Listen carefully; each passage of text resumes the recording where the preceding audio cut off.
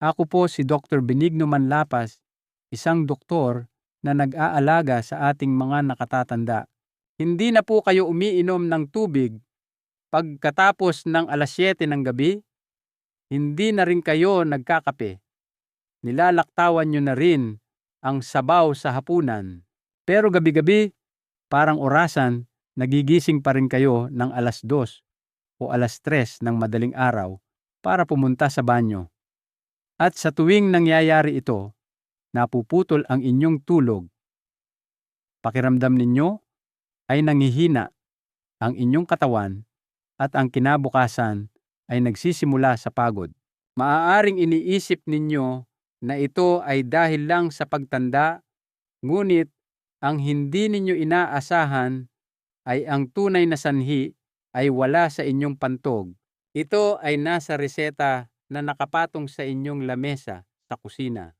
Ang katotohanan po, milyon-milyong Pilipino na higit sa 80 taong gulang ang nakikipagbuno sa panggabing paghihi, hindi dahil sa sakit, kundi dahil sa mga tahimik na side effect mula sa mga gamot na tila walang anumang masamang epekto. Kasama rito ang mga tableta para sa presyon ng dugo, mga diuretic, mga gamot na nagpapababa ng asido sa tiyan, mga pampatulog, at maging ang mga multivitamin o Fizzy Vitamin C tablet.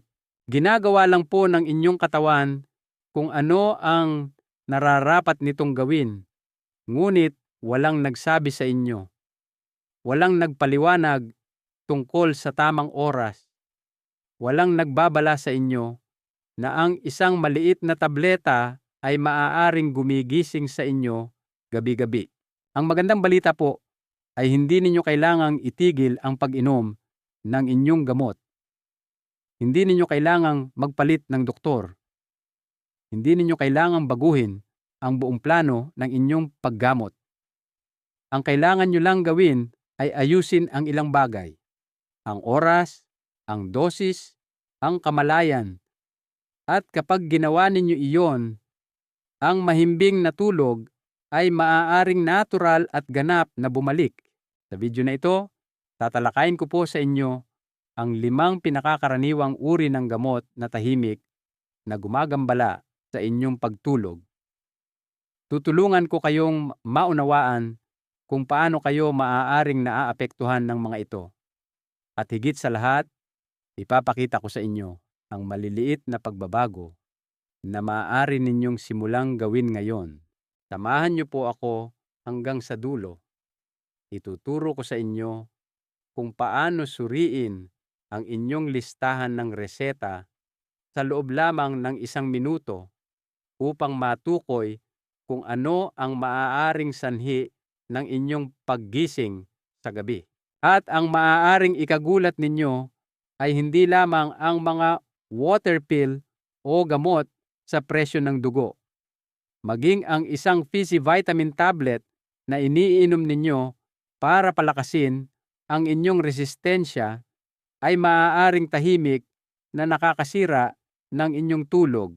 Magsisimula tayo mula sa hindi gaanong malala hanggang sa pinakamalala. Hanapin natin kung nasaan kayo sa listahang ito dahil minsan ang pagtukoy lamang sa isang maliit na bagay ay makakatulong sa inyong maibalik ang malalim na tulog na akala pala ninyo ay nawala na magpakailanman. 5, mga Fizzy Vitamin C tablet. Numero 5, isang karaniwang pang-araw-araw na suplemento ay maaaring magpuno sa inyong pantog pagkatapos ng hapunan. Hindi ninyo aakalain na ang isang maliit na tableta ay gigising sa inyo sa kalagitnaan ng gabi, ngunit kaya po nitong gawin iyon. Ang mga Fizzy Vitamin C tablet, isang bagay na iniinom ng maraming tao pagkatapos ng hapunan bilang isang malusog na gawi, ay maaaring nagtitrigger sa inyong urinary system sa mismong sandali na kailangan ng inyong katawan na magpahinga. Karamihan sa mga Fizzy vitamin C tablet sa merkado ay naglalaman ng 500 hanggang 1,000 mg ng ascorbic acid. Ito ay isang water-soluble na bitamina at ang kaya lamang i-absorb ng inyong katawan ay nasa 200 hanggang 400 mg sa isang pagkakataon. Ang natitira na maaaring umabot sa 600 o kahit 800 mg ay mabilis na inilalabas sa pamamagitan ng inyong ihi. Ang problema ay ang proseso ng paglalabas na ito ay nag-uudyok sa inyong mga bato, kidneys, na magtrabaho ng mas mabigat. Pinapataas nito ang glomerular filtration at humahantong sa mas maraming produksyon ng ihi sa loob ng 2 hanggang 4 na oras matapos inumin ang tableta. Kaya kung iinom kayo nito ng alas 7 o alas 8 ng gabi, maaaring magsimulang magbigay ng alarma ang inyong pantog bandang 1:00 o alas 2 ng madaling araw. Isang pag-aaral na inilathala sa isang journal tungkol sa kalusugan ng pagtulog ang natuklasan na ang mga nakatatanda na higit sa 60 taong gulang na umiinom ng mataas na dosis ng bitamina C sa gabi ay may 29% na mas mataas na dalas ng panggabing pag-ihi kumpara sa mga umiinom nito sa umaga. Mas lalo pang tumaas ang panganib kung ang suplemento ay ininom kasama ng fruit juice o pagkatapos ng maalat na pagkain. At hindi pa po iyan ang buong kwento. May isa pang detalye na hindi napapansin ng karamihan. Upang matunaw ang isang Fizzy tablet, kailangan ninyo ng hindi bababa sa 200 hanggang 250 milliliters ng tubig. Para sa mga nakatatanda, ang ganoong karaming tubig lamang ay sapat na para mapuno ang pantog sa loob ng 2 hanggang 3 oras matapos matulog. At kung marami na kayong nainom sa buong araw, ang isang basong iyon ay maaaring ang huling patak na magpapabago ng balanse. Maaaring mukhang maliit lang, ngunit kung ipagpapatuloy ninyo ang gawin na ito gabi-gabi sa loob ng ilang buwan o taon, maaaring nasisira ninyo ang inyong buong deep sleep cycle. Ang mga kahihinatnan ay kinabibilangan ng talamak na pagkapagod, mas mataas na panganib ng pagkahulog sa gabi, at unti-unting pagbaba ng immune function. Simple lang po ang solusyon. Ilipat ang inyong Fizzy tablet sa umaga. O kung kailangan ninyo ng pangmatagalang suplemento, lumipat sa isang mababang dosis na non-effervescent tablet at inumin ito ng mas maaga sa araw. Huwag ninyong hayaan na ang isang maliit na tableta at isang basong tubig ang sumira sa inyong gabi. Kung kasalukuyan po kayong umiinom ng Fizzy Vitamin C tablet pagkatapos ng hapunan, i-type sa comment section, babaguhin ko ang oras bilang personal na paalala sa inyong sarili. At patuloy na manood dahil ang susunod na grupo ng mga gamot ay mas nakakabahala. Ang bitamina C ay hindi lamang ang nagdudulot ng panggabing pag-ihi. May isa pang kategorya ng gamot na karaniwang inirereseta sa mga nakatatanda araw-araw, gabi-gabi. Ang mga ito ay hindi nagpupuno ng pantog, ngunit tahimik nilang sinisira ang inyong tulog mula sa loob. At ang panganib ay maaaring hindi ninyo namamalayan na sila pala ang dahilan kung bakit kayo nagigising. Ika-4, mga pampatulog at mild sedatives. Numero 4, isang panggabing gawi na dapat sanang makatulong sa pagtulog, ngunit kabaligtaran ang epekto. Tinutulungan kayo nitong makatulog ng mas madali, ngunit pagkatapos ay nagigising kayo ng alas 2 ng madaling araw.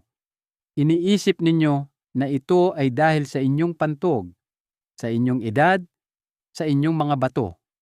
Ngunit ang katotohanan ay maaaring nasa maliit na tabletang ininom ninyo bago matulog. Maraming mga pampatulog na inirereseta sa mga nakatatanda tulad ng lorazepam, alprazolam o zolpidem ay maaaring magkaroon ng dalawang yugto ng epekto. Tinutulungan kayo nitong makatulog ng mabilis sa simula. Ngunit pagkatapos ng ilang oras, ginugulo nito ang inyong deep sleep cycle at ginigising kayo sa kalagitnaan ng gabi nang hindi alam kung bakit. Mas malala pa, ang ilang mga gamot sa grupo ng benzodiazepine ay maaaring mag-relax sa muscle na kumokontrol sa paglabas ng ihi sa pantog. Nangangahulugan ito na kahit kaunting ihi lang ay maaaring mag-trigger ng pagnanais na umihi. Isang pag-aaral mula sa University of the Philippines College of Medicine na kinasangkutan ng mahigit 800 na senior citizen ang natuklasan na ang mga gumagamit ng mild sedatives ay higit sa 2 beses na mas malamang na magising sa gabi kumpara sa mga hindi gumagamit. At halos 30% ang nagsabing nakakaramdam sila ng pagkabalisa at pagkalito sa kanilang paggising. Hindi lamang po ito tungkol sa panggabing pag-ihi. Ito ay tungkol sa mababang kalidad ng tulog na nag-iiwan sa inyong hindi nakapagpahinga. Ito ay tungkol sa patuloy na pagkapagod. Ito ay tungkol sa panganib na matumba kapag bumabangon kayo na nahihilo o kalahati pa lamang ang diwa. Ang sagot ay hindi ang biglaang pagtigil sa gamot. Ang tamang hakbang ay kausapin ang inyong doktor tungkol sa mas banayad na mga alternatibo. Maaari ninyong hilingin na subukan ang isang mababang dosis ng melatonin, mga herbal na pampatulog na subok na, o isang unti-unting pagbabawas sa inyong kasalukuyang dosis. Kung kayo ay umiinom ng pampatulog gabi-gabi at nagigising pa rin para umihi, i-type sa comment section. Kailangan kong suriin ito para dahan-dahang paalalahanan ang inyong sarili at gawin ang unang hakbang para masira ang siklo ng nawawalang tulog at maghanda para sa susunod. Sa ikatlong pwesto, titingnan natin ang isang napakakaraniwang gamot, hindi para sa pagtulog, hindi para sa presyon ng dugo, kundi para sa inyong tiyan. At maaaring naaapektuhan nito ang inyong pantog gabi-gabi. Ikatlo, mga gamot para sa asido sa tiyan na nakakagambala sa inyong pantog. Numero 3 naman, Bumetruk, isang malawakang ginagamit na tableta na nakakaapekto sa inyong nervous system at mga senyales ng pantog. Umiinom kayo ng gamot sa tiyan araw-araw para maibsan ang reflux at pananakit sa itaas na bahagi ng tiyan. Naniniwala kayong kailangan ito para protektahan ang inyong sikmura.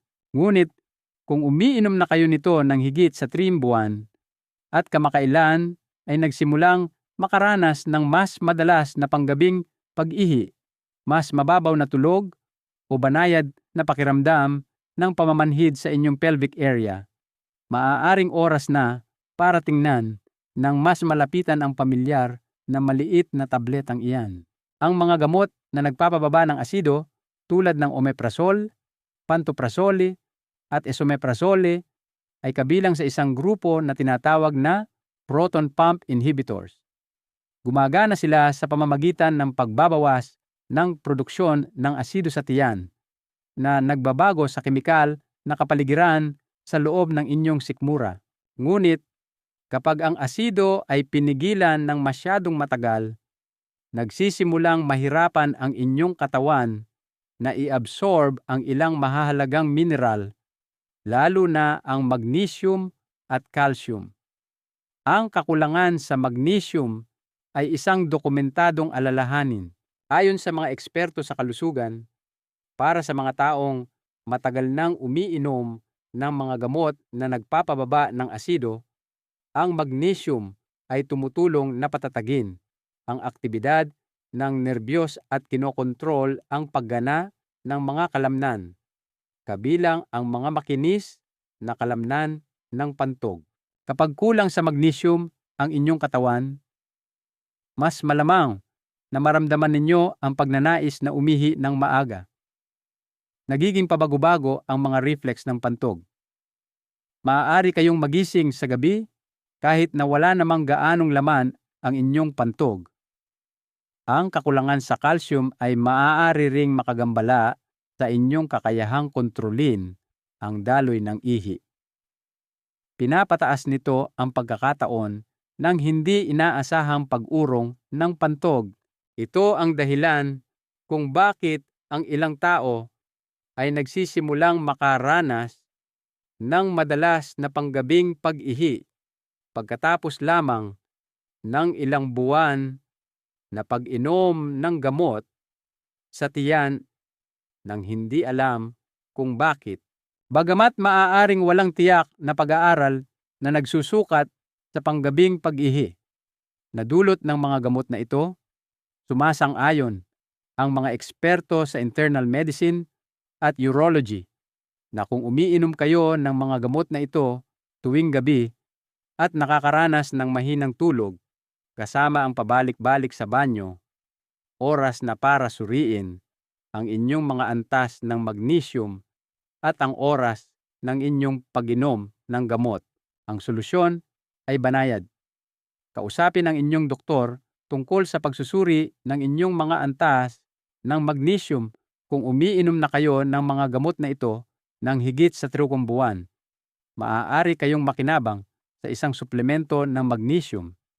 At higit sa lahat, iwasang uminom ng mga gamot na ito pagkatapos ng 6:00 ng gabi. Ang oras ng pag-inom ay kasing halaga ng dosis. Kung kasalukuyan kayong umiinom ng omeprazole o pantoprazole sa gabi, i-type sa comment section, ipapatingin ko ang aking magnesium bilang isang banayad na paalala upang simulang bigyang pansin kung paano nagre-react ang inyong katawan at manatiling nakatutok para sa numero 2. Ang isang ito ay mas karaniwan pa. Ito ay inirereseta araw-araw sa milyon-milyong nakatatanda at tahimik na ginugulo ang kanilang pagtulog gabi-gabi. Numero 2, isang pangkaraniwang gamot na tahimik na nagpapataas ng panggabing pag-ihi. Ikalawa, mga gamot sa presyo ng dugo at diuretic na iniinom sa gabi. Umiinom kayo ng inyong mga tableta para sa presyon ng dugo sa gabi upang mapanatiling matatag ang inyong presyon habang natutulog. Mukhang lohikal iyan, ngunit kung ang tabletang iyon ay naglalaman ng isang diuretic, maaaring iyon mismo ang dahilan kung bakit kayo nagigising sa kalagitnaan ng gabi para umihi sa loob ng maraming taon nang hindi namamalayan. Maraming mga gamot sa presyo ng dugo ngayon ay mga kombinasyong tableta. Ang isang tableta ay maaaring maglaman ng parehong ahente na anti-hypertensive at isang diuretic tulad ng hydrochlorothiazide, chlorthalidone o indapamide. Ang mga ito ay bahagi ng isang klase na tinatawag na thiazide diuretics. Ang kanilang pangunahing aksyon ay alisin ang labis na tubig mula sa daluyan ng dugo at ilabas ito sa pamamagitan ng ihi na tumutulong na mabawasan ang presyon sa loob ng mga daluyan ng dugo. Ngunit ang diuresis ay isang malakas na prosesong pisyolohikal. Kapag ininom sa gabi, ang pinakamataas na epekto ng gamot ay karaniwang nangyayari 3 hanggang 4 na oras pagkatapos. Nangangahulugan ito na ang inyong mga bato ay nagiging napakaaktibo bandang hating gabi na gumagawa ng mas maraming ihi at nagtitrigger sa pantog. Para sa mga taong higit sa 6, ang kapasidad at kontrol ng pantog ay natural na bumababa habang tumatanda. Dahil dito, maaaring kailanganin ninyong bumangon para umihi sa gabi kahit na wala kayong nainom na anumang karagdagang likido bago matulog. Inirerekomenda ng mga asosasyon ng mga cardiologist na ang mga diuretic ay inumin sa umaga o maagang hapon. Ang pag-inom nito pagkatapos ng alas 4 ng hapon ay maaaring humantong sa paggagambala ng tulog dahil sa panggabing pag-ihi. Isang pag-aaral mula sa isang sentro ng pananaliksik para sa mga nakatatanda sa Maynila ang natuklasan din na ang mga nakatatandang umiinom ng hydrochlorothiazide sa gabi ay may higit sa doble ang panganib na magising sa gabi kumpara sa mga umiinom nito bago mag-alas 4 ng hapon. Hindi lamang sila mas malamang na magambala sa pagtulog, kundi tumatagal din ng higit sa 40 minuto bago sila makatulog muli at sa bawat paggising nila, ang panganib na matumba habang papunta sa banyo sa dilim ay tumataas ng malaki. Ang issue ay maaaring hindi ninyo namamalayan na ang inyong gamot ay naglalaman ng isang diuretic. Maraming mga gamot sa presyo ng dugo ang may mga letrang HCT o HCTZ sa dulo ng pangalan, tulad ng losartan HCT, lisinopril HCT o amlodipine HCT. Ang mga letrang ito ay kumakatawan sa hydrochlorothiazide. Kung makikita ninyo ang mga ito, nangangahulugan na umiinom kayo ng isang diuretic nang hindi ninyo alam, ang solusyon ay hindi ang itigil ang gamot at hindi ninyo dapat baguhin ang oras ng pag-inom sa inyong sarili nang hindi kumukonsulta sa inyong doktor, ngunit maaari po ninyong tiyak na kunin ang inisyatiba na magtanong. Isulat ang pangalan ng inyong gamot. Suriin kung naglalaman ito ng HCT. At sa susunod ninyong appointment, tanungin ang inyong doktor kung ang paglipat sa isang schedule sa umaga ay isang option para sa inyo. Sa maraming kaso, ang simpleng pagbabagong ito ay nakatulong sa mga pasyente na makatulog ng mahimbing sa buong gabi pagkatapos lamang ng 3 araw. Kung kayo ay umiinom ng gamot sa presyo ng dugo at napansin ang mga letrang HCT sa pangalan, i-type sa comment section, tatanungin ko ang aking doktor upang ibahagi ang inyong karanasan at tulungan ang iba na makilala kung ano ang maaaring hindi nila napansin ng matagal. At samahan niyo po ako dahil darating na ang numero 1. Ang susunod na kategoryang ito ay may mas malakas na epekto ng diuretic at halos palaging nagdudulot ng panggabing paghihi kapag ininom pagkatapos ng alas 4 ng hapon. Numero 1. Ang pinakamalakas na uri na halos ginagarantiyahan ang paggagambala sa pagtulog.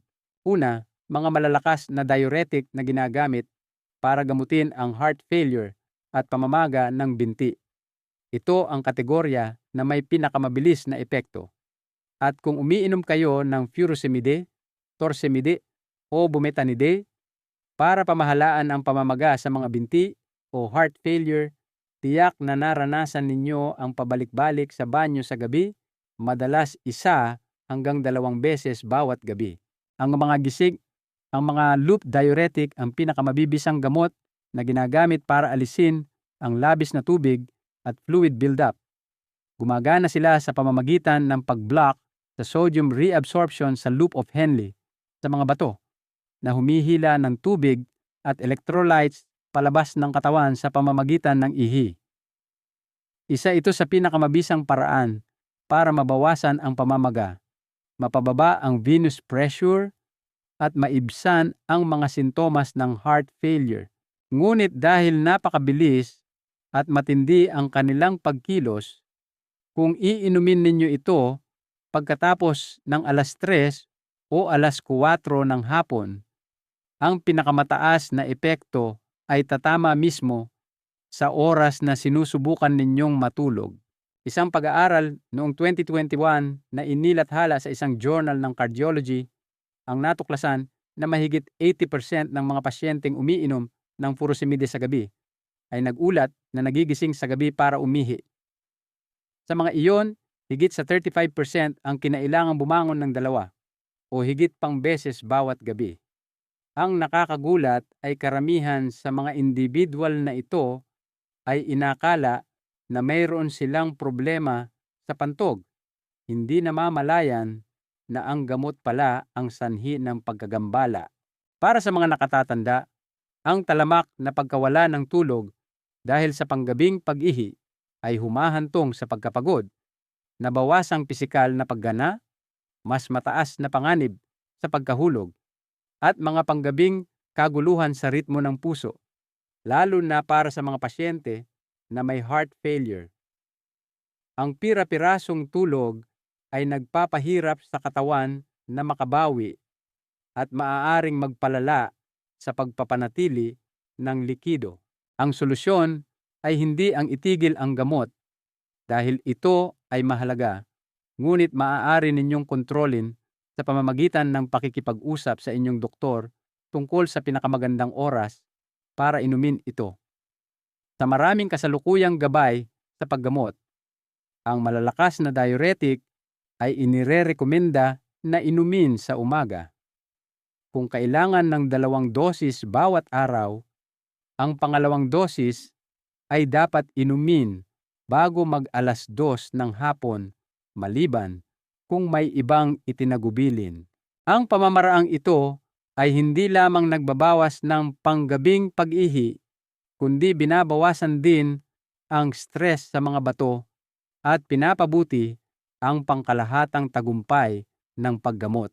Kung kasalukuyan kayong umiinom ng furosemide o torsemide pagkatapos ng alas 4 ng hapon, i-type sa comment section, "Tatanungin ko ang aking doktor," bilang isang banayad na paalala upang gumawa ng pagbabago.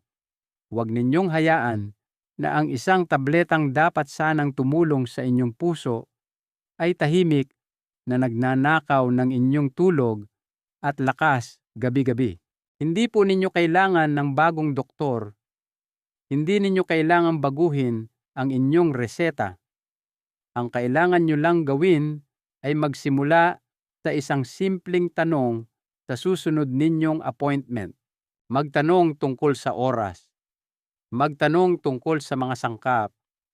Magtanong kung may paraan para ayusin ang inyong routine upang makatulog kayo ng mas mahimbing. Ang pagtulog po ang pundasyon ng paggaling. Ito ang simula ng isang mas malakas na araw. At ito ang susi na nagpapahintulot sa bawat paggamot na gumana ng mas mahusay. Kapag sapat at malalim ang inyong tulog, mas epektibo ang inyong mga gamot. Mas nagiging matatag ang inyong presyon ng dugo at nagsisimulang ayusin ng inyong katawan ang sarili nito sa mga paraan na hindi kayang palitan ng anumang gamot. Ngayon, gumawa po kayo ng isang napakahalagang hakbang. Naintindihan ninyo ng higit pa ang tungkol sa inyong sariling katawan, tungkol sa kung ano ang tahimik na nangyayari sa loob ninyo bawat gabi. At higit sa lahat, mayroon na kayong listahan ng mga tanong na itatanong, mga senyales na oobserbahan, at maliliit na pagbabago na gagawin. Ang panggabing pag-ihi ay higit pa sa isang abala. Ninanakaw nito ang inyong pahinga. Iniiwan kayong pagod tuwing umaga. Nagdudulot ito ng pagkabalisa tuwing gabi at ginagawang isang tunay na panganib ang bawat pagbangon mula sa kama. Ngunit hindi niyo po kailangang harapin ito ng mag-isa at hindi ninyo kailangang magtiis pa sa isa pang gabing walang tulog. Dahil ngayon, alam ninyo na kung saan magsisimula. Hindi sa isang bagong gamot, hindi sa isang mamahaling aparato, kundi sa pinakamaliit na pang-araw-araw na gawi na mayroon na kayo. Nagsisimula po ito sa oras ng pag-inom ninyo ng mga tableta, sa kung paano ninyo nauunawaan ang bawat sangkap at sa kumpiyansang dala ninyo sa susunod na pagbisita sa doktor. Maglaan po kayo ng sandali, tingnan ang inyong listahan ng reseta. Isulat ang oras kung kailan ninyo iniinom ang bawat gamot. Itala kung ilang beses kayong nagigising bawat gabi. Ang isang maliit na piraso ng papel na iyon ay maaaring ang kailangan lang ng inyong doktor upang mas maunawaan kung ano ang inyong pinagdadaanan. At maaaring iyon na ang kailangan ninyo para magsimulang matulog ng mahimbing muli isang gabi sa bawat pagkakataon. Narito po ang isang mahalagang aral na nais kong iwan sa inyo. Ang pinakamalaking kapangyarihan sa pangangalaga ng inyong kalusugan ay nasa inyong mga kamay. Ito ay ang kapangyarihan ng kaalaman at ang tapang na magtanong. Sa pamamagitan ng pag-unawa sa inyong mga gamot at pakikipag-usap sa inyong doktor, binibigyan ninyo ang inyong sarili ng pagkakataong mabawi ang inyong mahimbing na pagtulog at ang kalidad ng inyong buhay. Mag-comment po kayo kung anong gamot ang kasalukuyan ninyong iniinom. Ang inyong kwento ay hindi lamang makakatulong sa inyo na maalala, maaari rin itong makatulong sa daan-daang iba pa na tahimik na nakikibaka sa parehong problema na huwag makaramdam ng pag-iisa, mas maunawaan at mas masuportahan. At kung nakatulong po sa inyo ang video na ito, huwag kalimutang mag-subscribe, i-on ang notification bell, at i-share nyo po ito sa isang taong mahal ninyo. Dahil minsan, isang maliit na pagbabago lamang sa tamang oras ang kailangan para maibalik ang kapayapaan sa inyong mga gabi. At pasasalamatan kayo ng inyong katawan para dito tuwing umaga kapag gumising kayo na sariwa ang pakiramdam, walang patid ang tulog, at hindi na nababalisa tungkol sa gabing darating.